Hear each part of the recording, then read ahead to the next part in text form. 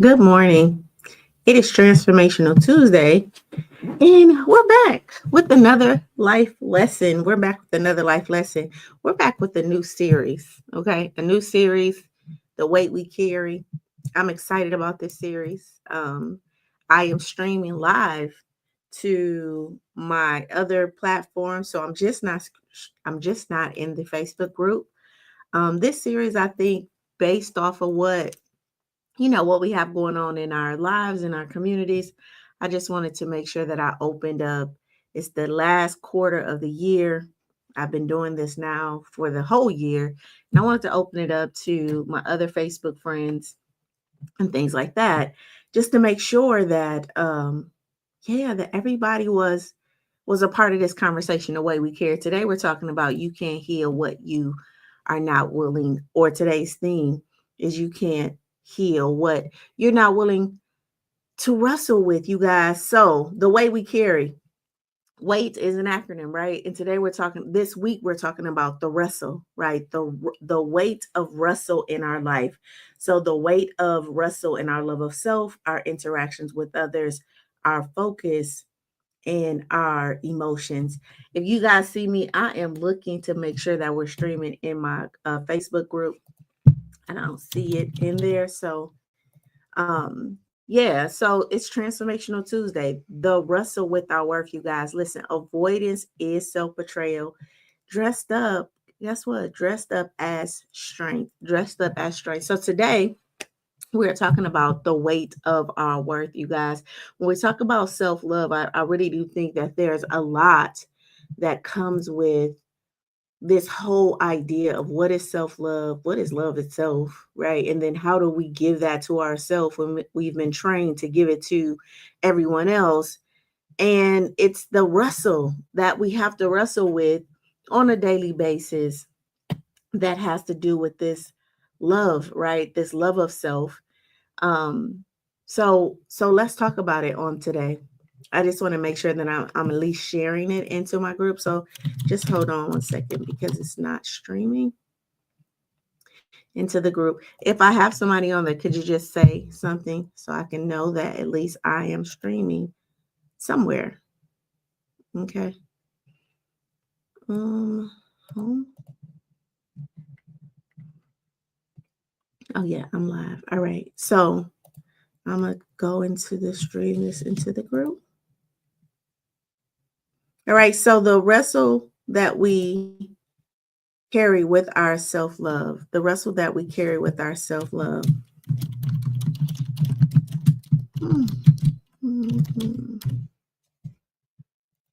Um, okay, so here's our open question for today.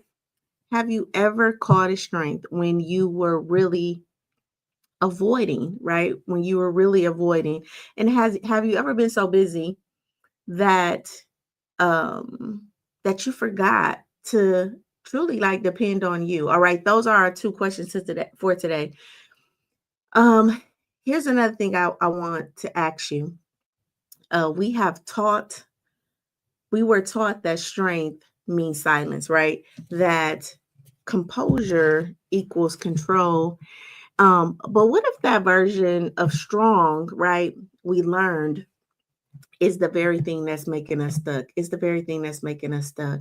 What if that? I'm distracted this morning. I apologize. I'm trying to make sure I'm streaming in my group.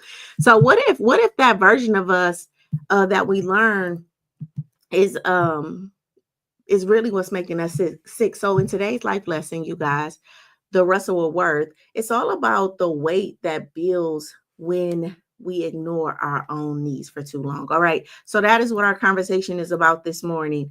All right. What happens when we start to avoid our own needs for too long? Because when you silence your needs, guess what? Your nervous system will stop trusting you. And when your nervous system stops trusting you, right, you will go into fight, fright, freeze, or fawn, right? In some way, right, you will become the sabotager, right? So the thing that you actually want, you will do something to sabotage it because your nervous system doesn't trust that we can handle that change, all right? That we can handle that change. Good morning, Miss Nikisha. Good morning. Good morning to everybody that's on today. Okay, so what is my disclaimer for today or my why? So this lesson was born from all of the women and men that I've set across, the professionals that I've set across, the mothers, the healers, the entrepreneurs, all of these individuals who are tired, right? But they didn't take the space for their physical man, right? So it's just like they just burnt themselves out, right? Trying to please others, trying to make other people happy, right? These individuals was not lazy, but they did need a space to really um I don't know, to rest, right? They were so loyal to everybody else that they forgot how to be loyal to themselves. So, on today, right, we're going to reclaim our worth, not through performance, you guys, but through permission, just giving ourselves permission to think of us in this critical time. I mean, so much is going on in the world, so much is going on in society. So I think that we can give ourselves, right, a little time to just think about me. And I always say, like, this term selfish, right? It's kind of like you trying to be a little bit like you. And this is not at all about being selfish, more than it's about being aware. All right, where am I giving from? Why am I giving the way that I'm giving? And am I a part of that equation, right? Am I a part of that equation?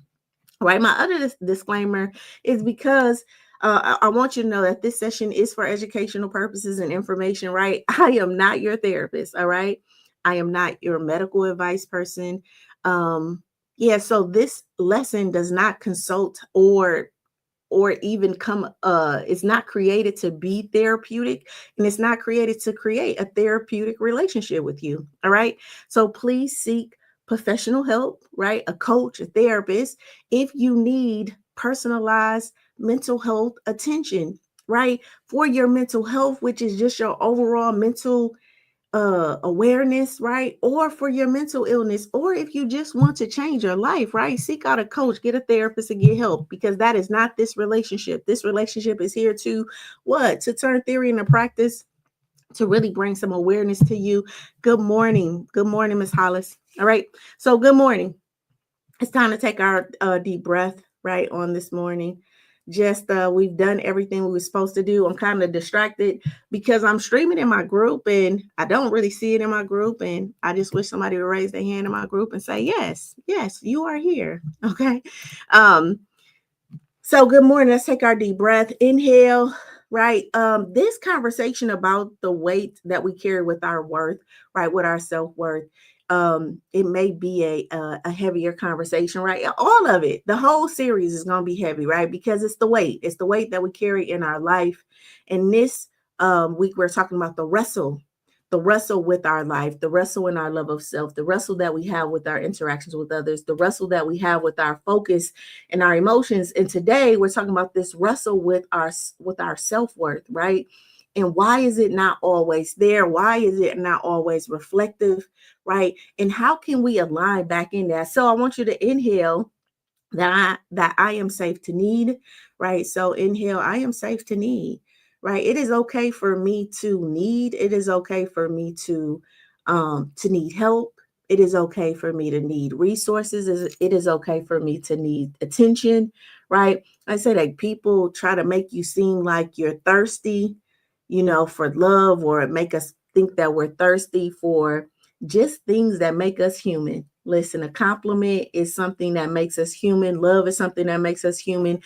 Help is something that makes us human. So let's just normalize like being healthy, and you're safe. You're safe in that need. All right. So we're going to breathe in that, and then we're going to exhale. I am worthy of rest. All right. So inhale, I am safe in my needs and with all my needs. And then exhale, I am worthy of rest. I want to welcome you back to Life Lessons. All right. If you're new here, I'm Dr. Sheila Little. I've been a clinical therapist for 20 years. I no longer work as a therapist. I work as an emotional strategist, business, and life coach. Okay. This is Life Lessons. Life Lessons is a part of Project Life. Project Life is something that I've done this whole year, right? We're on episode, I think, 133. I'm opening it up to my community, but Project Life is where we turn theory into practice, all right? Where we turn awareness into actions, and hopefully turn healing into habit, all right? Making healing more of a lifestyle. And we can make it a lifestyle when we can really learn how to turn this theory into a practice. So I want you to drop a word in the chat. Let me know how you're feeling on this morning. I feel good. I am excited about this series. I have the workbooks that you can download. I have the physical workbooks that you can actually purchase and do this work on your own. The whole goal for this whole series, like I said, is to truly get you to address and just to become aware, right? The first form of healing for me, in my opinion, is just to become aware, right? And accepting, right, some things that has happened, right? And accepting life for what it is today. And if there's anything that you want to change, right, let's put that plan together and see who you need to become to make sure that you experience that thing that you desire, right? So Miss Hollis said, yes, entering into a new letting go of familiarity. I heard that. And that could be difficult, right? Especially the way our mind is set up, right? Our mind is set up where we don't really like change, right? We like what's familiar, which is why we struggle with worth, right? Because if the change that I want is something that my mind is not used to, meaning I grew up in a community where I wasn't seen, I wasn't valued, nobody heard me, right? But I know that I'm worthy and I'm beautifully and wonderfully made and all of these things, right? And then I go after that because I never experienced that, right?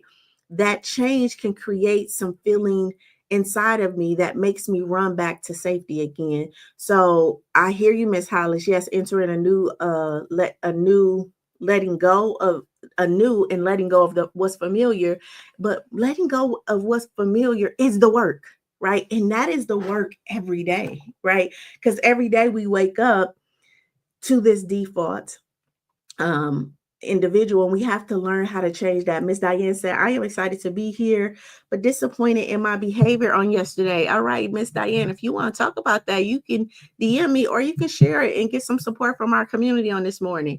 Miss Nikita said, what is the link to purchase the workbook? The link will be in the comments, Miss Nikita, and I'm sorry, Miss Nikisha. And if you want that link, DM me and I can give it to you. Or I have Sal send that to you. Yeah, so good morning. Drop a word in the chat. Let me know how you're feeling on this morning. We all know what we do on every morning. We get present in our body. So let's feel our feet on the floor. We're gonna imagine, right, the sun, God's hand, something over us.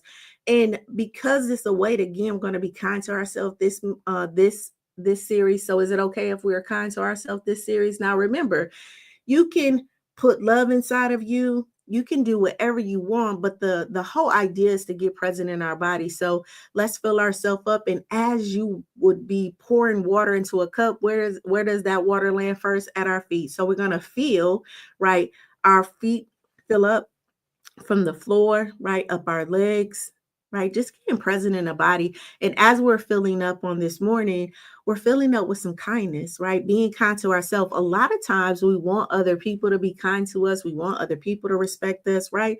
But we have to learn to give that to ourselves, right? We want forgiveness from other people. We want love from other people, but we really do have to learn how to give that to ourselves. And like I said, learn how to give it to ourselves, right? So in this 5 minutes or 2 minutes that we're going to scan our bodies up, we're just being kind. All right. So coming up our legs, just kindness, right? For every cell, right, on our butts, up our torso, right? Just being kind. Okay. Every organ, right? Our digestive system, right? Just being kind to our bellies, okay, up our hearts, right? Like I said, we can hold a heavy heart. A lot is going on, right? And so kind of feeling that kindness just wrap around our hearts. I know we're trying to run away from pain, but sometimes we just need to be comforted first, right? So let's comfort ourselves, okay? Just comfort ourselves. Let our hearts feel that kindness wrap around it. And as this kindness is dropping down, let it drop into our hands first, the palm of our hands, right? And then just kind of go up our arms, right? Filling these 750 billion cells or trillion cells, right? With kindness on today and thanking our bodies, right? The vessel that carries the weight, right? And really learning how to release that, how to release those neuropeptides that's stuck in our cells, right? How to release the stress, how to build a different relationship with our nervous system so we can truly start to manifest the life that we want, right? How to change our language and be more kind in how we think about ourselves, okay? Up our necks, our mouth, softening our ears on this morning. I may say some things that could, sound a little harsh, but that's not, right? So let's soften our ears, soften our eyes so we can see the things that we want to see, the things that we have been praying for on this morning. Our brain, being kind to our brain, you know? All right. And then out the top of our head, similar to if you pour a glass of water, right? It's going to run over, right? So let that kindness run over our skin, which is our biggest organ, our largest organ, right? And just let it cleanse us down, right? And then just hold our hearts and let ourselves know, look, I love you, right? I forgive you if that's what you need to say, right? And just bring in some compassion and a deep breath in. I am safe on this morning. Okay. So again, I want to welcome you back to Life Lessons. I'm Dr. Sheila Little. Who is this session for? This is for you if you've been the strong one. All right. This is for you if you know how to show up for everyone else but yourself. This lesson is for you if you've been told that rest is lazy and that needing help is a weakness. All right. And this is for you if you're ready to really start to rewrite that narrative. All right. Here's our powerful quote. You already seen it this morning. Avoidance is self-betrayal dressed in strength. So many of us are avoiding things in our life. All right. Whether it's in our love of self, our interactions with others, our focus, our emotions, but we are truly avoiding a lot with ourselves. And I know that, in my sessions with people and when I work with people, people do really feel like, you know, if I open that door, right, they're kind of like scared of what is going to come out if I talk about that. So avoidance is truly their only solution, right? We only know what we know until we know something different. It's only that though this avoidance is training your body that you can't handle it, right? And so you're praying for something different. You're praying for more, you're praying for relief, but you're training your body that you can't handle it, okay? And so today I want to talk about that. I want to talk about it. So thank you, Miss Hollis, for supporting Miss Diane. She said, "Hey, Diane, don't be hard on yourself. Look at it as a lesson to strengthen you." All right. And then Miss Diane said, thank you to Miss Hollis. And she said, "I am here exactly where I need to be because Dr. Little explained so much that was never discussed." And that's the goal, right? To just really bring these conversations in that, I'm like, who taught you, right? If you've never been to therapy or you never really thought about life from this lens, right? It's really just here to offer a different perspective. So let's get into today's lesson. Listen, today we're naming the wrestle that we have with our worth. All right. This is not about ego, right? It's about the exhaustion that we tend to feel. All right. It's about the lies that we say when we say things like "my needs don't matter." Nobody really cares about it. That's typically what we'll say to ourselves, like nobody care anyway, right? And so we'll stuff, but we feel that so much so to where the nervous system like, listen, I can't feel this anymore, so I'm going to disconnect, right? And so we become numb and we become apathetic and we just stop caring. At least we stop caring for us because we still go out and care for other people, right? We care for our friends, we care for our kids, we care for our parents, we care for our coworkers, right? But in some way, we have unplugged from ourselves. All right. I had a client that said to me, "You know what, Doc? I don't know how to rest without guilt. I just, every time I lay down, it's like I can't lay down without feeling guilty." And that's it, right? We've made strength synonymous with struggle. All right. In some way, the more I struggle in life, the more I hustle in life, the more I drain myself, the more weight I carry, it's equated to how strong I am. All right.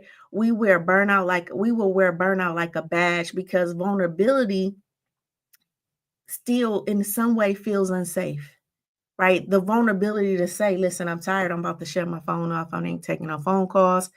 you know, the vulnerability to truly choose you, right? And not choose you. Because I do want to unbraid that from this, it's all about me, right? I think that there's a way that I choose me because I know in choosing me, I'm going to be better for you, right? So this is not about the egoic self love conversation. It's like, listen, I got to take care of my engine, right? The engine, which is me, if I want this car to last. All right.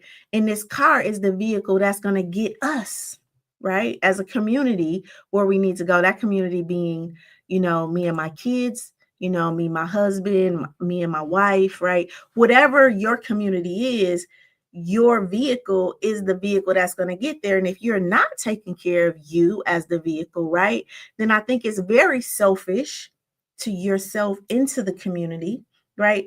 That you're serving right now because you're giving them something that you don't really have to give, right? Because you're really not taking care of the vehicle. And when it burns out, all right, then there's this sense of bitterness. There's this sense of, I do everything for everybody else and nobody do nothing for me. Well, you taught them that because you didn't do anything for you. You didn't press pause. You didn't rest, right? You didn't take that day to really sit with yourself because again, we have felt like vulnerability in some way is unsafe. All right. And again, I do want to unbraid this from the it's all about me. I do think that in life, it's about community. But the way that I can serve my community best, right, is to make sure that I am good. All right. And that I have the support I need so that I can, that what I'm giving from, right, is sturdy, is consistent, and it can provide what it is intended to provide. So, Ms. Hollis said, yes, feeling like I have everything to gain and nothing to lose. Okay. All right. So so again, we wear burnout like a badge. Another testimony I had was I used to think that silence was mature, right? That swallowing my truth made it easier for me to be lovable.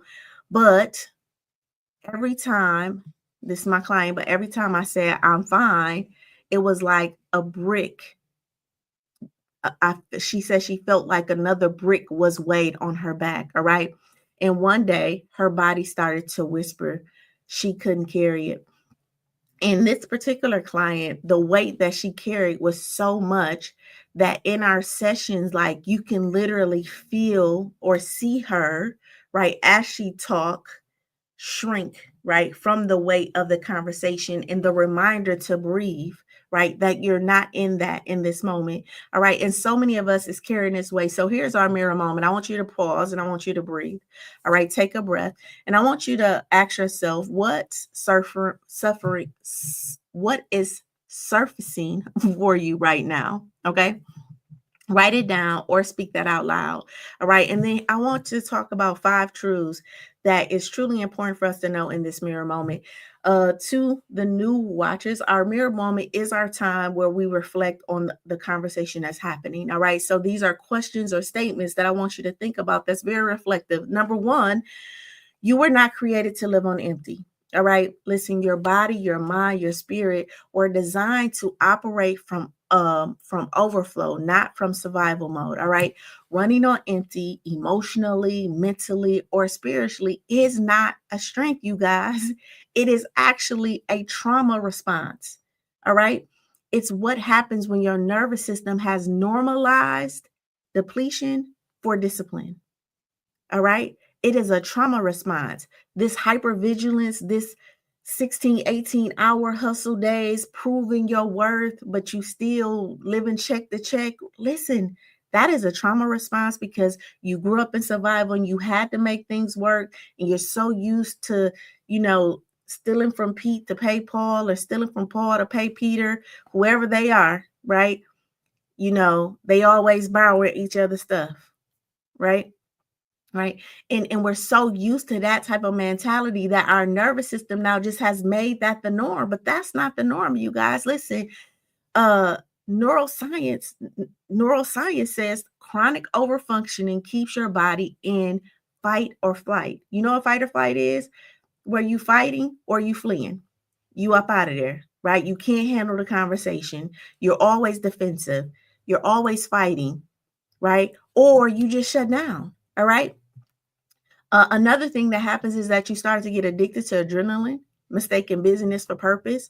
So a lot of us are busy, calendars busy, but we don't feel fulfilled. And I think that this is how you know, well, Sheila, how do I know that it's not purposeful? Because you don't feel it. You don't feel fulfilled, right? I talked about the story of me just feeling empty on the inside. I mean, I served on boards. I had a couple of businesses, had the beautiful house, but I just felt empty on the inside. It was like I was getting up like on, I don't know, like, yeah, like on a hamster wheel, right? And I was doing the same thing, and from the outside, like I was being rewarded, but I couldn't feel that on the inside. It was as if, yeah, like I had been literally unplugged emotionally. All right. And I meet a lot of clients who just they're in you know, they're just doing it, right? And we have to know that our bodies are what? They're creatures of habit. So if you tell the body what to do, it's going to do it. So if you tell the body, hey, we're going to work for 16 hours, the body going to get up and do what you trained it to do, right? And a lot of us have trained our bodies to be in survival mode, and we're thinking it's purpose, all right? I want you to know, even Jesus rested, right? Even God created 6 days and took a seventh day off. So I don't see why we feel like that we have to work and work and work and work if that's working emotionally, mentally, or otherwise. All right. Listen, you were created for rhythm. All right. Rhythm is what keeps us safe. All right. It's what keeps the nervous system feeling safe enough to create the life that we want. All right. So this rhythm, though, is not to be rushed. All right. We were created again from rhythm, not rush. We were created to be in flow, not in fatigue. And listen, rest is not a reward, you guys. It is a part of our divine design, right? It's so much that happens to your body when you actually go and rest. And rest is not sleep, just unplug. All right. And I know a lot of us feel like it's just unsafe to unplug. Like if you got in your car right now, you didn't have your phone, you probably feel like, oh my God, I don't have my phone. How am I make it around the corner to the store and back home again? Let me go and get my phone. Right. We're so connected, right, that we just don't know how to unplug. And we have to learn how to unplug and still remind our nervous system that we're safe. Number two, emotional honesty is self-care. All right. Emotional honesty is self-care. It is not a weakness, you guys, to be emotionally honest with ourselves. All right. All right. Listen, emotional honesty means allowing yourself to name what you feel without the shame, without the performance, and without editing it for approval. A lot of us will go right. We do one spiritual bypass, but we'll go right past our emotions, right? Like, I feel sad, but this person don't deserve my sadness. I feel tired, but I got to get up and do this thing. Like we will just jump right over our emotion because, our emotions can sometimes feel unsafe. All right. We have been taught that strength means to be silent, but suppression isn't strength, you guys. It is a form of self neglect. So when we keep suppressing our feelings, all right, and we keep pushing those feelings down and we don't address them, that is a form of self neglect. And guess what? If somebody else did you like that, you wouldn't like it.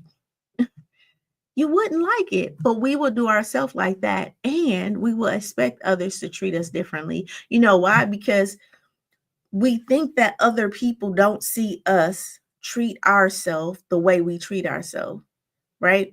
But the truth of the matter is again, you have a witness in you that's seeing how you treat you. All right. And that witness is saying, hey, you know, you said you was okay when you really not okay. Right. You said, now I ain't telling you to go to Facebook and let me get a caveat. This is not go to Facebook and and put all your business out there. All right. This is not about that. This is about self love. This is about looking yourself in the mirror and truly asking, are you okay? And if that little voice comes up and says no, not even NO, but KNOW, know that I need support. Know that I, you know, need love. Know that I need forgiveness. Know that I need help. Right? Right? And if it starts to whisper these things to you, just like you would do to your kid, and you would go get the resource that your kid need, then hear that. All right? And then go get the therapist, go get the coach, right? So that you can get the help you need. But a lot of us feel like we don't want to tell our secrets, that people gonna judge us, that people go, and it's like, okay, go find a therapist on Practice Better, somebody that don't even know you. Go to Psychology Today and go find a person that's in Michigan, if you're in Michigan, right? Because that's where your insurance is going to work, or invest in a coach with your resources, and just find a stranger that don't look like you, that may be the opposite sex of you, right? But if your body is saying, hey, know that I need you, right? I need this additional supports, right? It's your responsibility to make sure that you have that. All right. All right. Again, neuroscience teaches us that emotional honesty restores brain coherence. What that means is that when you start to be honest about how you feel, you actually start to feel safe in your own body. All right. And that is what helps you to start to regulate your emotions. But right now, it's very hard for you to feel these emotions because you don't really feel safe in your body, because you've trained your body to not feel these emotions. All right. And they just get stuck, and we feel it in our chest. Our cortisol levels are higher, so we pick up the weight, right? We are perceived as being attitudey. We carry a certain weight or a certain posture. We don't trust people. All of this is suppressed emotions, you guys, that we have to allow to move through us. All right. Number 3, your nervous system is always listening to how you treat yourself. Listen, every time you push past your limits, silence your needs, and or talk harshly to yourself in your head, right? Your body knows that. Your nervous system doesn't speak energy, though, right? I mean, your nervous system doesn't speak English; it speaks energy. So when you talk harsh to yourself, it's the feeling that your body gets when you talk that way. It's in the energy and the tone and the behaviors, right? That you're communicating to your nervous system to stay tight, right? And that this is not safe. And as long as you communicate that, and again, this conversation may not be for everybody, but this conversation is for you if you want a different experience and you wondering why, because you're praying, right? You're praying for a different experience, you journaling, you've been to therapy, and you're wondering, like, why is my life not changing? Or why am I keep running to the same people? Or why is this keep happening to me? And it's like, because your nervous system is stuck right now in fight, flight, freeze, or fawn, or it's stuck in emotional disconnect, right? And you have to move your nervous system to safe and social. When you can move your nervous system to safe and social, then you will start to experience a different type of life. And right now, in other words, you're in survival mode, okay? And to move from survival mode to what they call thriving, right? That is a shift in your nervous system, right? And that is the work. And the biggest thing that you can do to shift your nervous system is to learn how to love on you. Is to learn how to let you know that at this grown age of an adult, you are safe. You are safe. All right. Number 4, the guilt you feel for resting is inherited, is not natural. Again, the guilt that you feel for sleeping, for resting, for taking a day off, that is something that you learned. That is not a natural response to your body. Listen, the groaning guilt that you feel when you slow down, it's not yours. It's generational. Mind you, we come from a lineage of individuals that was made to perform. All right. And that's all they knew. So they pressed that on their kids, and their kids pressed that on them. And I grew up with my grandfather. My grandfather, when he got up in the morning, do you understand me? 6 o'clock, he worked all the way until it was dinner time. All right. Came in the house. My grandma had him food ready. He ate and then he went back to work again. So it was modeled for me to work hard. Now, here's the thing, my granddad worked all those hours, but we were poor. Probably the poorest family on the block. Okay. Right? And that's all I saw around me was hard workers. So of course, I became a hard worker. I worked 16, 18 hours. But guess what? Working 16, 18 hours, I was still living paycheck to paycheck. So something in me was like, hey, listen, exchanging your time for money, yeah, something about that that's off because I'm still just living paycheck to paycheck. Now, I had to unbraid a lot of stuff and I had to learn, right, how to, update my money story and all of that. But a big part of it was learned behavior to not rest, so much so that I was diagnosed with daily migraines, right? A lot of my clients are diagnosed with some of every type of ailment, high blood pressure, um, diabetes, autoimmune disease, right? Like all of these issues, anxiety, right? That their body is bracing for because they haven't given themselves permission to rest. Now, I was diagnosed with daily chronic migraines at 30, right? 46, I don't have that anymore because I had to retrain my body that is safe. Like this body is safe, okay? And learn how to treat it. All right. And that's a learning lesson, right? Because I'm not always treating it the best, but I also have compassion when I don't, right? I have compassion for myself when I don't, and I have compassion for other people.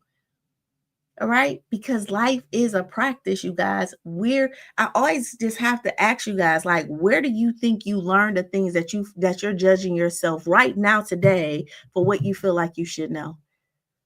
Right. A lot of us feel like we should know how to love ourselves. Okay. Who taught you? Where would you have learned that from? If you grew up in a chronic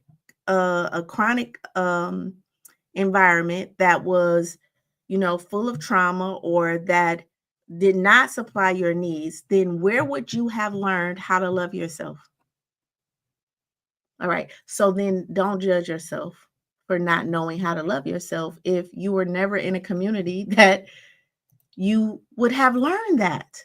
But so many of us live in shoulda, coulda, woulda. It's like I should have known. I could have known this. I would like when? When would you have known that? So we one have to be a lot more forgiving and compassionate with ourselves. And then we're going to talk about it tomorrow, our interactions with others, where people just feel like, people should know what you think. And well, how would they know that that's how you felt? How would they know that that's what you was thinking if you never communicated that? So we're expecting people to know things, right? And then we're expecting ourselves to know things. And it's like, did you pick up a book? Well, like, where did you learn? Where would you have learned that from? Right. And so we're judging ourselves on information. And, I learned a long time ago that you only know what you know until you know something different. All right. All right. And then last but not least in this part, like your worth is never your worth was never in your work. Your worth is always in your being. Let me say that again. Your worth is never in your work. I don't care how much work you put in. I don't care how much you perform. Your worth is not tied to your work. It's always tied to your being. What does that mean? You worthy just as you are, right? It's not tied to it. You are not what you produce. You are not, your worth is not what you produce. It's not what you earn or it's not what you achieve. All right. You are inherently, that means from the day you were born, you are inherently valuable simply because you exist. If we can learn how to start there, right? Like I am valuable and because I'm valuable, I'm going to do some things to take care of this value that is already there, right? But we're not doing things to become valuable. All right. And I saw this analogy done before, like they took a $10 bill and they crumbled it, and stepped on it and put it in water and like dumped it in dirt and like did all of this stuff to this $10 bill, um, and they uncrumbled it, right? And then they said, like, so is this $10 bill still worth $10? Right? And it's like, yeah, I can still go cash that no matter what that $10 bill had went through, it didn't lose its value. And I think that we need to understand that as human beings, no matter what you go through, no matter what you've been through, no matter what life is going to take you through and through your future, no matter what you've been through in your past, you will never lose value. All right. Now, people may feel a way about what you do, right? People may not like what you do, your kids, your mom, your mate, your friends, right? Your boss. Like people may feel a way about what you do, right? Because we're human beings and we have emotions. You feel a way about some people, people gonna feel some ways about you. But just because people feel a way, it does not mean that you have lost your value. All right. And people have a way of speaking to one another or, being very egoic about when you hurt their feelings, like how they come and hurt your feelings. And so a lot of us don't feel valuable right now because of what another human being has said to them. And we forget about, what your creator has said. Okay. And your creator said you're beautifully, wonderfully made. So you've had value since day one. Okay. So listen, when I said that you were not created to live on empty, I just wanted to remind you that your burnout is a form of misalignment. Okay. And when I said that emotional honesty is self-care, not weakness, I just wanted you to know that normalizing that emotional regulation should start to be normalized. And when I said that your nervous system is always listening to how you treat yourself, listen, that is what we call somatic awareness, right? So we need to become aware that we're always being watched, like we're always watching ourselves. Okay. And the number one relationship that you're building right now, especially if you're on this healing journey, is the relationship back with you. All right. And so you need to learn how to trust you if you really want this healing to take root, to become another person, to experience something different in the relationships that you currently have and the relationships that you will have in the future. All right. All right. Because here's the truth. When you start to silence your needs, your nervous system learns not to trust you. Okay. When your nervous system can't trust your boundaries, it will keep you in survival mode, in hypervigilance, disconnected, and always waiting for the next demand. All right. In a sense, you will start to expect, right, bad things to happen. You will start to, your expectation will start to create the very experiences that you don't want to experience. Here's the value in knowing this, because learning to listen to your needs is how you start to teach your body peace. Okay. So starting to really listen to your needs, what you feel like you need, is how you start to really teach your body peace. I had a client that said, once I started saying no without apology, right, I slept for the first time in months. And so many of us don't know how to say no. We feel so guilty. I work with so many clients, like, I just feel so guilty for telling my kids no. I just feel so guilty for telling my boss no. I just feel so guilty for this. And it's like, okay, so that's cool that you feel guilty.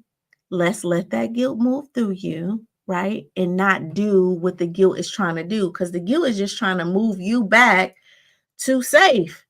And safe is to yes. So, of course, when you say no, in a sense, you're going to have this guilt to come up, because the guilt is like, hey, do we really want to do this? We really shouldn't do this. And I'm just saying, you're strong enough to sit with the guilt, breathe through it. It will go away. And in a sense, you keep saying no. And what you're doing is training the body, right, that it's okay to say no. Right. And then the guilt will start to subside. But when you give in to the guilt, right, then what's going to happen is you're training your body to that no is the right answer. Like that in a sense, that's saying no is unsafe. I'm sorry. You're teaching your body that saying no is unsafe. And some of us just want to bypass guilt altogether. Like, I want to get to a point. This is how some of my clients feel. I just want to get to a point where I can say yes and not feel guilty about it. Okay. Well, I'm say no 20 times. Say no 30 times. Say no 40 times. At the end of 40 times, you're going to stop feeling guilty. But there's no way that if you said no, if you said yes to a certain individual for the last 3 years, there's a slim possibility you saying no today is not going to be associated with some kind of resistant emotion or some type of contracting emotion like guilt. All right. So a lot of you want to, you're waiting to experience a life like, I just want to be able to say yes to me without feeling guilty. Well, that is learned, and you're going to feel guilty at first. The goal is, how do I feel guilty and still stay anchored in my yes? How do I feel this guilt and still know that I'm safe at this grown age of adult? Right? But we don't bypass the guilt. We don't bypass that emotion. And I think a lot of us want to bypass these emotions. And it's like, and that's where the self-betrayal happens, because that is the bridge. That is the uncomfortable bridge. That is the thing that gets you. And that's why so many people have not transformed on their journey, because when it's time to feel those emotions, it's like, yeah, that's just unsafe and I just don't want to feel it. And it's like, yeah, but you have to feel it. And that's why it's so important to get support, right? During these times, because you're going to need support in feeling that guilt, or feeling that anxiousness, or feeling that sadness, or feeling whatever emotion is coming up. You're going to need a person to hold space for you. And that's what your therapist or your coach or a program like Project L.I.F.E does. All right. And neuroscience tells us that the body regulates feel when it feels heard and when it feels seen. So self-denial keeps the stress hormone high. All right. So again, when we can start saying yes to ourselves, we're actually teaching our nervous system that it's safe and that we can regulate. And then that teaches our body to emotionally regulate. All right. So today we're talking about the love of self. If that made sense, put a heart in the chat for me. All right. Today we're talking about love of self. All right. Love of self. And I got 10 things I need you to know about your love of self that I think is important. All right. Um, One, the love of self is emotional safety. All right. Your body cannot heal. Okay. In hostility, even hostility. And I think it's important to know that a lot of us are trying to heal. Um, and it's like, your body can't truly heal in the state of hostility, all right, or in a hostile environment.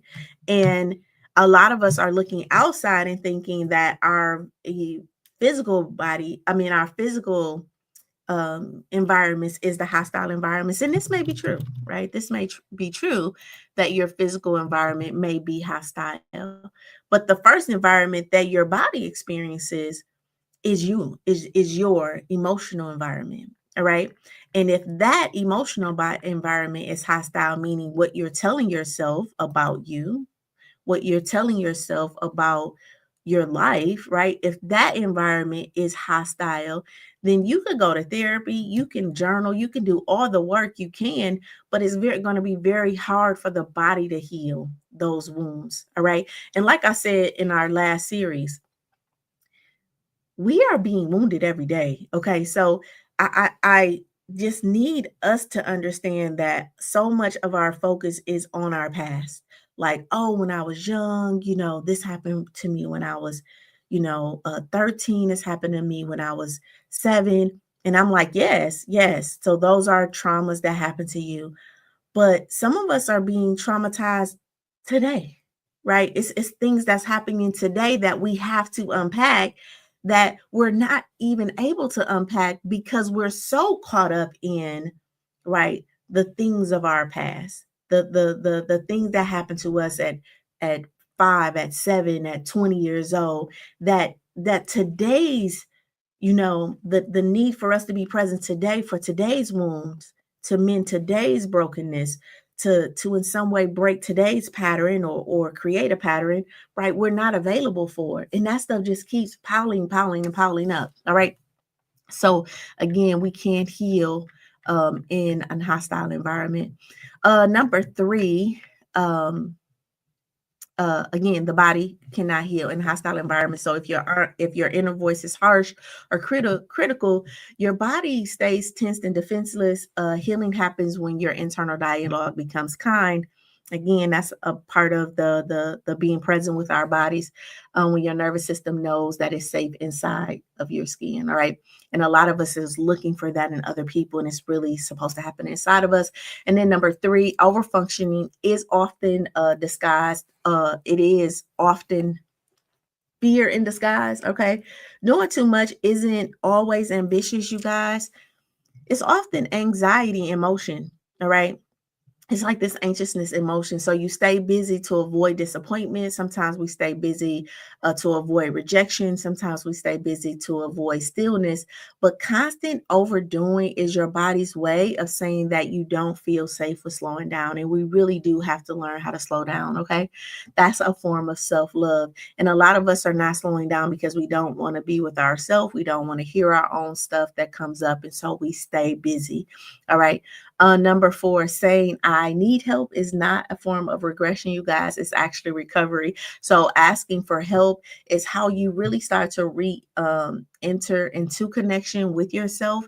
It's a form of rewiring your nervous system from isolation to safety. All right. So when you start to say I need help, and again, I know that it was coming up in my spirit is like a lot of us don't want to ask for help because the people that we've asked for help either made us feel bad about wanting help or needing help, right? And some of the people, we have created an environment where some of the people around us are not even able to, at least we feel like that they're not able to help us. I just want to say that know that that is a core belief. So if you are in an environment where no one is helping you, that's because you have a belief that no one will help you. All right. And life is just showing you that this is your core belief. So if you were working with me, that would be one of the beliefs that we will work on, right?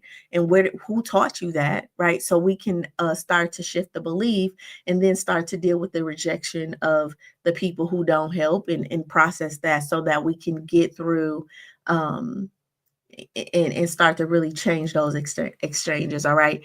So again, saying I need help is not regression, it's recovery. So asking for help is a way that we reconnect. It rewires your nervous system from isolation to safety. And it's not a form of weakness, you guys. It's wisdom and humility that invites healing back into what? Into your 750 trillion cells. Okay.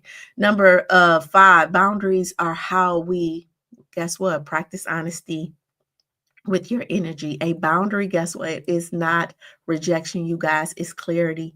All right. And like I said before, a boundary is your responsibility. It's not for other people.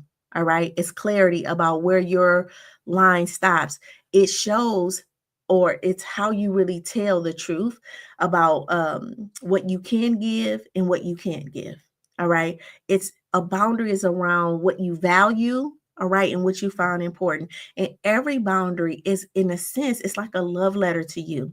All right. So again, I give the example. If you have a boundary that say, hey, I don't accept phone calls after 7 o'clock. All right. And your friend calls you after 7 o'clock and you get mad because your friend called you after 7 o'clock. So you pick up the phone to tell the friend to answer the phone and say, "Hey, what's up?" Now, so it's three ways you can do this. You can answer the phone with an attitude like, "What's up?" And your friend like, "Hey, girl, what you doing?" or whatever. Now you mad at them. I told you I'll answer the phone after 7 o'clock. So number one, you just crossed your own boundary because you said you don't answer the phone after 7, and you did answer the phone after 7. So you actually is the one who, you know, um, who crossed your own boundary, right? That you crossed your boundary. You said you weren't going to answer, but you, in a sense, you felt like you were answering because you wanted to check your friend about calling. See, you don't control other people with your boundary. You control yourself. And then the next day, what was supposed to happen is the next day when your friend called you and they say, "Hey, I called you last night." Then you say, "Yeah, but I don't take calls after 7." And they like, "Oh yeah, I forgot." And why you say you don't take calls after 7? Because I just don't take calls after 7. Oh, okay. All right. And then they call again that night at 8:30 and you just don't answer the phone, right? And again, that may come with a feeling that you thinking like, why is this person calling? But it's for you to maintain your boundary. And every time you maintain your boundary that way, right? It's actually a love letter to yourself. It's you showing yourself that you can do the thing that you said that you did. But a lot of times we set boundaries in place and we want other people to adhere to them even when we don't. All right. Because it's just easier if I tell you don't call me after 7 and you don't call me. Now I don't have to go through the emotional stuff when you do call after 7 of what you wanted and is it an emergency? And now I got to go through all this stuff in my head and I'm mad at you because you crossed my boundary and they really didn't. Right. They really didn't. Right. Your boundary is for you. All right. And then the more you practice it, then the more you teach them what your boundary is, and then they will stop calling after 7. But that's a learning curve for both of you guys. All right. So again, boundaries are how we practice honesty with our energy. Number 7, stillness is not punishment, you guys. It's peace practice. All right. If you're still living in chaos, if you've lived in chaos, calm can feel uncomfortable. Stillness retains or retrains your mind and your body to trust again. All right. So a lot of times when we grew up in chaos, even in relationships, if you grew up in a very much feisty relationships, I don't really like the word toxic, but what we deem as toxic relationships, right? And you get a healthy relationship where there's not arguing and the person is calm and talking to you, that can seem a little weird because you're so used to arguing and all of that, and the nervous system is kind of looking for that, so it can create a little angst about that. All right. So but stillness is not a form of punishment, you guys. It is peace in training. So learning to be still is so important. Learning to meditate, learning to sit with yourself and be present. That's how we start to teach the nervous system that guess what? Peace is okay. All right. Number 7, every no to overcommitment is a yes to alignment. So every time you decline what drains you, learn how to decline what drains you. You create room for what's really meant for you, you guys. So no is not a form of rejection. It's direction, right? So the things that we say no to, know me, you know that no is not N-O, it's K-N-O-W. Know that, right? What I want and what I don't want, right? So when we say no to the things that we don't want, we actually K-N-O-W, know what we do. All right. Um, Number 8, your peace is evidence of maturity, not avoidance. All right. A lot of us are thinking that we are creating peace because we're avoiding, and that is not at all creating peace. All right. Choosing not to argue, not to explain, and not to chase validation isn't passive, you guys. It's power. So mature peace says, I no longer need chaos to prove that I care. All right. So choosing not to argue, not to explain, and not to chase validation isn't passive. It's power. Now, I do have to give this caveat. Choosing not to argue, not explain, and not to chase validation, right, from a healthy lens is power. This is not what we talk about cutoff game or like that is not that. This is not that. All right. Because some of us are choosing not to have conversations that we really need to have. A lot of us are choosing to, to just shut down. And this is not shut down. There's a very difference in standing up and making making a decision from your empowered place, right? Which is your wise place. Like, hey, I'm gonna let you believe what you want to believe about that. I've spoken my truth, and that's all I need to speak, right? Versus a disempowered, wounded place where it's like shut off in stonewall. And so those are two different things. So again, choosing not to is powerful when it's done in the right intent. So mature peace says, I no longer need to chase chaos to prove that I care. Number 9, you can't pour from an empty cup or empty soul. You guys, listen, you can't give love, you can't give wisdom or care that hasn't that you haven't received or replenished. So when you're in a sense, when your soul is depleted, you're given becomes performative. When you're depleted, then you got to tap into a performance to even give that thing. And I think that's why we can get bitter and we can become mad, because you know you're giving from a place of lack and you're expecting something. And when that person doesn't give it back, then now you're bitter, now you're mad, right? Because you didn't, this person is not responding the way you want to. And this is why we need to learn how to rest and refill, right? So that we can really serve from our highest, best self. All right. All right. Because when we don't have it to give, and now I'm giving, and now the person is not responding, and now you mad and bitter, and then that person to say something, well, I asked you anyway, or well, you did it, and now you even more mad, and it just only is creating more of the core belief that you believe, that you shouldn't help people or nobody cares about you, right? That now you're just in this perpetual cycle of feeling drained, feeling used, and feeling feeling used and feeling misused. All right. And so we want to change that. So we definitely want to learn how to give to ourselves. All right. And then last but not least, love yourself loudly enough that silence feels safe again. I love that. Right. Love yourself loud enough that safety or that silence feels safe again. So many of us, again, um, we don't even know, we don't even want to sit with ourselves, right? We can't even go to sleep without the TV on, right? In a sense, silence with ourselves is a scary place, right? I got to be with my thoughts in my head. Yeah, yeah, you do. Because you want somebody else to be with your thoughts in your head, right? So you practice that and then others will come. All right. And I ain't saying that that's the easiest place to be. And I ain't saying that's the like in some way, like I'm not judging you for that. I'm saying, hey, we have to learn how to be with our thoughts. It's a skill, right? And if you need that help, right, then we get the help. We get a therapist, we get a coach, right? We join a project like something like Project Life, right? We get the journal so we can start to unpack these thoughts in our head, right? So we can learn how to be with ourselves, because loving yourself loud, love yourself loud enough to love yourself loudly enough that silence feels like it's safe again. Listen, when you start to affirm yourself consistently, the inner noise quiets, self-love turn down. Self-love is turns down the volume of self-criticism, until silence feels peaceful instead of lonely. All right. All right. If that made sense, if you enjoyed that, put a heart in the chat as we go to our biblical wisdom. And then we're going to wrap this up. Okay. So our biblical wisdom for this morning, Mark 12 and 31. For those who are new here, I use biblical scriptures to kind of support, right, the lesson.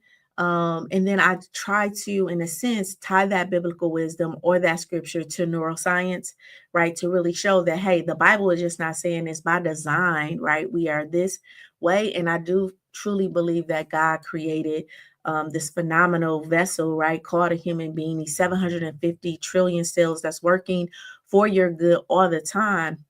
And I'm not a pastor or anything like that, nor do I um, profess to be that. But I do feel like a lot of these scriptures are speaking to how God designed us by design, right? How by design, if we incorporated this scripture, right, the law of cause and effect will go into play. All right. And so I really hope that these scriptures over this series help you. And then the neuroscience behind it actually helps support this. And again, for the people who've been with me for the 132 episodes, you know this, but this is for the new people in my community, right? So this biblical wisdom is where we tie science and neuroscience together. All right, so Mark 12 and 31, love your neighbor as yourself. Listen, when Yahshua said this, right, he wasn't just teaching ethics, you guys. He was teaching energetics. All right. He described how love flows, that the well you draw, the well that you draw from to love others must first be filled by yourself. Like I always have said this, right? In this scripture, it says, love thy neighbor as thyself, right? In some way, we have learned to love thy neighbor better than ourselves, right?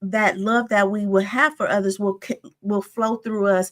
And I say, that's where we get the overpour from, right? That's the stuff that comes out of our cup. All right. So when I read this verse through the lens of like the God that's in me, I hear the love that moves through you must first dwell in you.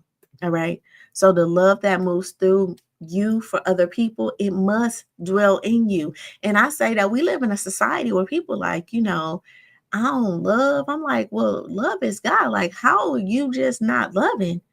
Right? Like, oh, no love, no new friends. Like, how are you not loving when that is one of the essence of even becoming safe and social? So again, neuroscience supports this. Science confirms exactly what Yahshua taught. It's our ability to love others is directly tied to our health and our regulation of our nervous system. So empathy and compassion are not just moral choices, you guys. They are neurological capacities. All right. So when your nervous system feels safe and regulated, your brain activates what's called the ventral vagal complex. All right. The part of that part that governs the social engagement, connection, and empathy. All right. But when you are in chronic stress, that's the freeze, or fawn, right? That's when your body starts to prioritize survival and not um and not connection. So in other words, you literally cannot love well if you are depleted, if you are anxious, if you are disconnected from your own needs. Self-care and emotional regulation builds the builds what neuroscience call co-regulative or co-regulation capacities, the ability to be calming, all right, and present with others.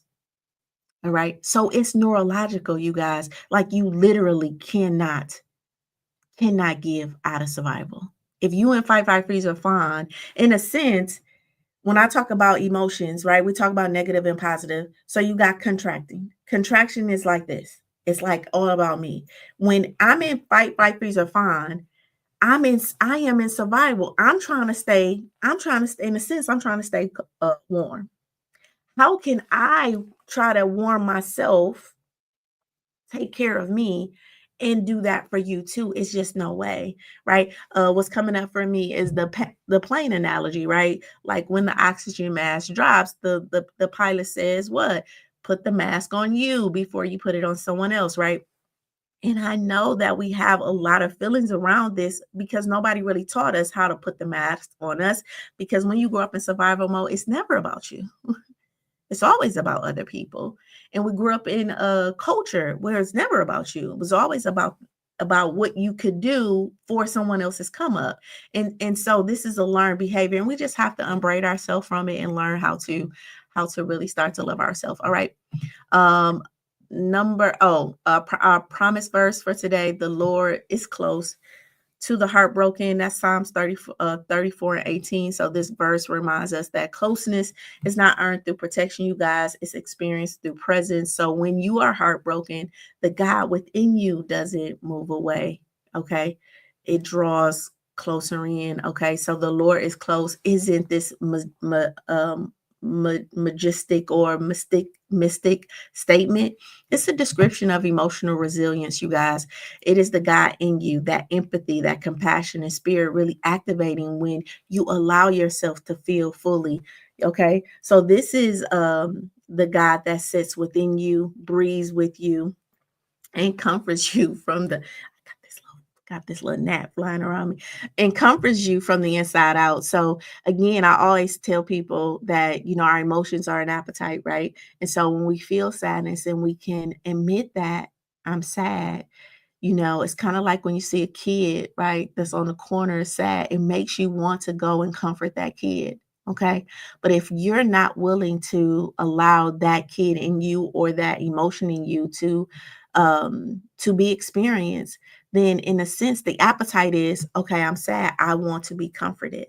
Okay. So each emotion to me, it works in duality with the behavior or with and it works in connection with a behavior or another emotion. So when I can admit my sadness, right? Then it's in a sense, I'm also communicating the need, right? So I need to be comforted. But if I'm like, oh no, I ain't sad, I'm good, you ain't finna hurt my feelings and things like that, right? Then I'm rejecting the very thing that this appetite in me is seeking. And so I think the thing that we need to know how to do for ourselves is to be honest about our emotional place, right? So if I'm sad, and let me say this. So that kid that's sitting on the corner who's saying I'm sad, right? So it's drawing you to them. I'm not saying that you should say you're sad so someone else can come draw to you. I'm saying, hey, say you're sad so that you can draw to you, so that you can be your comforter, and so that the God in you can comfort that space. Okay. And this is, in a sense, visualizing like God, in a sense, comforting that sadness, visualizing you comforting that kid in you or that space in you that's sad, right? Visualizing that happening over and over and over again, right? And then when you can allow that to happen, right, in your vision, in your experience, mentally, emotionally, otherwise, then you're training your body to allow it to happen from other people. All right, neuroscience supports this. Modern science calls it the same phenomena, emotional attunement. It's the healing power of connection.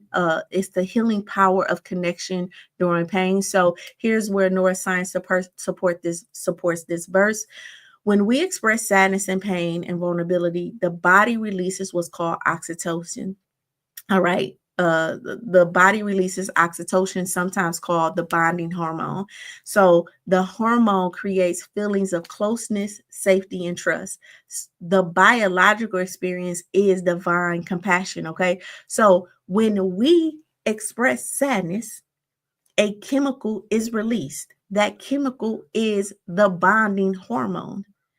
So again, when I can admit I'm sad, that bonding hormone comes. That's why when you see the little kid who's like, "Oh, I'm sad," you want to what? Comfort that little kid. But what we've done is we've pressed it so far away from us that when we get sad, we don't even admit that we're sad. So that bonding hormone can't even be released. All right. So we need to practice it so that hormone can be released, so that we can practice that it's safe for this hormone to be in my body. Right. And so we can start getting those responses that we want. And that is a learned behavior. Right. That's something we do over time. We learn over time. So when we experience empathy from God, from ourselves, from others, when we allow the empathy that God has already given us, all right, when we do that for ourselves, all right, give ourselves that empathy, and then we allow others to come in and support us, right? Guess what? The parasympathetic nervous system activates. The parasympathetic nervous system is the part of our nervous system that slows our heart rate and reduces stress hormones like cortisol. Okay. The body, and then that body the body interprets that attuned presence, whether it's from another person, whether it's our imagination or spiritual, as safe, and then the body starts to heal. All right. And then the body starts to heal. In essence, the Lord being close mirrors that scripture, the Lord being close mirrors the body's physiological or psychological um, response to love and connection. Science calls it co-regulation, faith calls it comfort, but both are describing the same healing mechanism. All right. All right. So again, love your neighbor as yourself. Science confirms this, that empathy flows from a regulated nervous system. You can't give really what you don't have to give. And then faith says that the Lord is close to the brokenhearted. And then science confirms this by saying vulnerability releases oxytocin, which is the that comfort hormone. In that comfort hormone, that connection hormone actually calms stress, and then restores emotional balance. All right. So my final note to you is, when you practice self-love, you're not turning away from God, you guys. You're turning into God, because the God who created your mind and your body has designed love to begin in both. All right. So love your neighbor as yourself. All right. And know that the Lord is close to the heartbroken. All right. So let's put this into practice. I want you to name one need that you've been ignoring this month. I want you to schedule one act of self care this week without guilt. And then I want you to say no once this week and let silence follow it. All right. Your journal prompt for today is, what need have you been ignoring because you are afraid to call of being called selfish? And then your affirmation for today: I am safe to need, I am worthy of rest. And then intention for today I release the belief of that self-love is selfish. And if you want a bonus challenge for today, every time you feel guilt for resting, I want you to whisper, I am not lazy, I am healing. All right. All right. Listen, if this lesson really resonated with you, and you're walking away with some insight today, I want you to drop a fire in the chat and let's celebrate our growth together. All right. I'm gonna do that call, that challenge, and that charge. Okay. I'm calling, I'm asking, what truth are you walking away with? I'm challenging you on today to stop apologizing for needing rest. And I am charging you to go shape your life from over functioning to full being. All right. If you're ready to really turn this lesson into a lifestyle, you already know that growth membership is there for you at SheilaLittle.com/life. Um, and and you know that we have those um, the weight we carry journals. If you want that journal, you definitely can get it for $12.99. It's a book. You just pay the shipping. I think that's what the shipping is, to get it shipped to you. Or you can download the free version. That link will be in the comments from Miss Lady. Hey, Amaya, how you doing, cousin? Miss Hollis said, God is love. Emotions is connection to God within you. And then Miss Williams says, speak. All right. All right, listen, tomorrow we're talking about the wrestle that we have with our perspective. We're talking about relationships, you guys, and we're going to walk away with reframing pain into gratitude. It's Gratitude Shift Wednesday. And then here's your takeaway for the day. You can't heal what you won't face. You can't face what you keep faking. So this week, I want you to stop faking fine, all right, and start living something like free. All right. Something like free. All right. Remember, if you can shape it in your mind, you can have it in your life. Hey, I love you. I love you. I love you. And um, I love you. And I will see you tomorrow for that life lessons. Thank you, Miss Nikisha. I'll see you guys tomorrow. Till later.